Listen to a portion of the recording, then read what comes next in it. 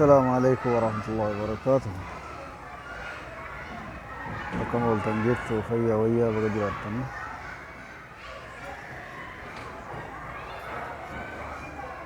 Warri quraan kanatti hojjettan hoo jiraattan bakkichallee isiniif himuu ni danda'a. Warri khaasan jiizaan jiraattan jiizaan suuqa jirullee isiniifan himaa. Warri itti hojjettan gatii isaatii isiniifan himaa. Akka bitattaniitti fayyadamtan jechuu barbaadeeti. Ijoolleen hedduun jiddarraa faa xalabdanii bittanii kunoo kun amma 216 gatiin isaafi hin agartanii armara jira gatiin isaa 216 hubadhaa jechuun barbaada. Gatiin isaa tokkoo miti wal dhabaa. Kunis immoo akkasuma 216 egaa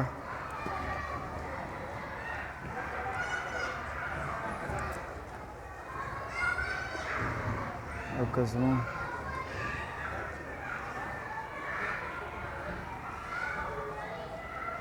hedduu ture na dura egaa nafalteessi haa.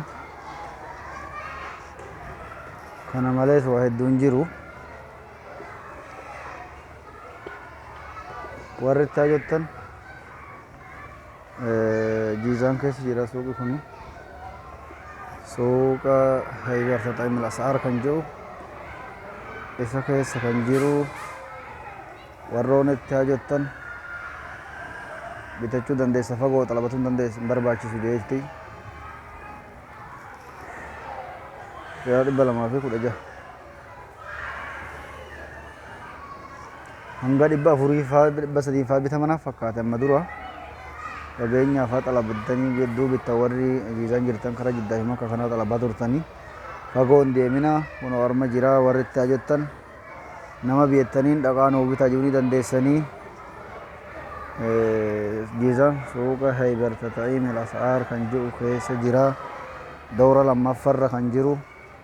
Quraan birallee maashaallah adda addaan quraan xixiqqaa jira, hedduu lafaa jira, kan guguddaalleetu jira. Kanaafuu kunoo inni guguddaanis ni jira maashaallah. Sibiri 368 inni guguddaanu moo akkam. Kanaafuu hanga kana fakkaataa. Kun meeqa sii gatii?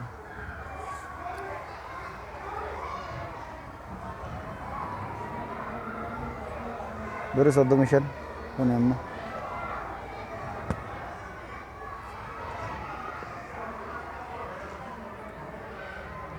bayaan isaanii arguu dandeessanii. Quraan gaa isa nama guguddaadhaaf feetaniif kunooti.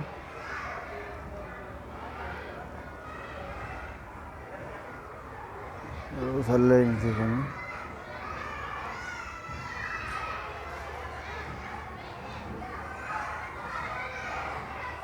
gatiin irra hin jiru garuu kana amma fannaana maashaallah katabaan isaattis guguddaadha. Bayaana hedduu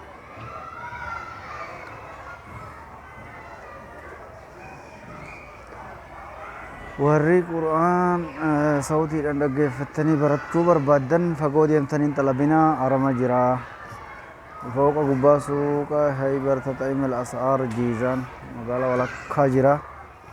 Warri itti hojjettan arama bitachuu dandeessan irra deebiidhaan. Fayyaataa jiraadhaadha.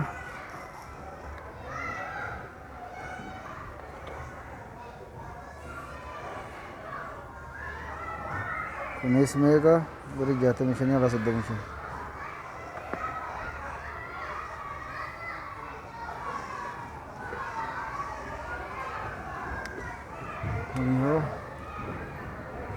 Kun immoo jihaaza ta'aliima qaba. Sawti qaba akkuma laaptooppiiti. Sin qaraasisa jechuudha. Gatiin isaa meeqa? Biri 68.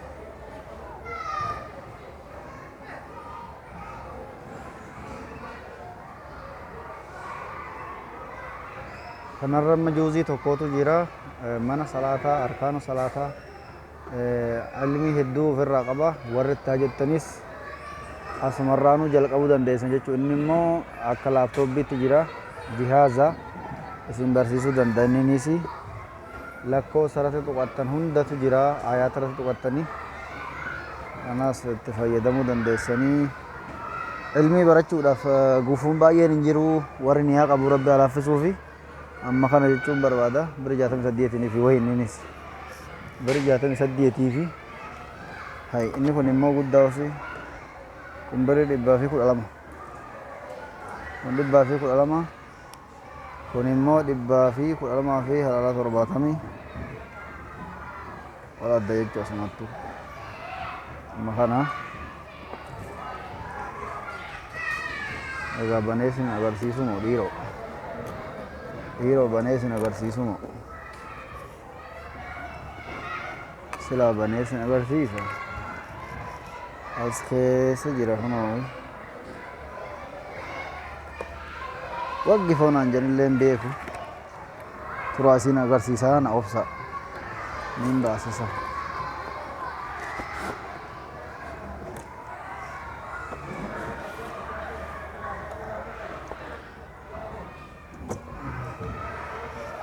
kana inni kunoo jihaaza inni iddoo isin barsiisa irraa barattanii fayyaataa jiraadha birri 270 qabeenya uummataan deebisa gaa'ee gidee na baasisiiftanii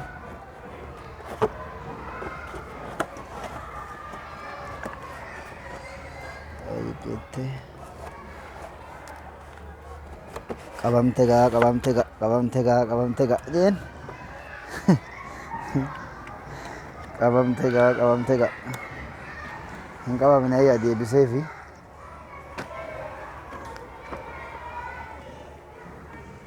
achumatti deebise akkuma isaan kahanitti deebise akkasumatti kan kaa ilaalame cawaa fakkeesse warra itti hojjettan akka bitattan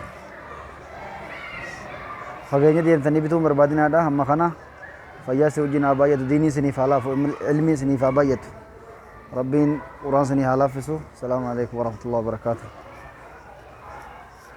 ajrumaa fi affaa ba'ee jennaanumaa isin agarsiise malee mushaarana ergadhaa jechaan jiru immoo waan beektanii wallaalle warra beektanii nuuf bitaa deemaatii jaani jiizaan walakkaa suuqa Haydar Tatamil As'aar fooqa gubbaa doora sadaffaa waggaa ol baatan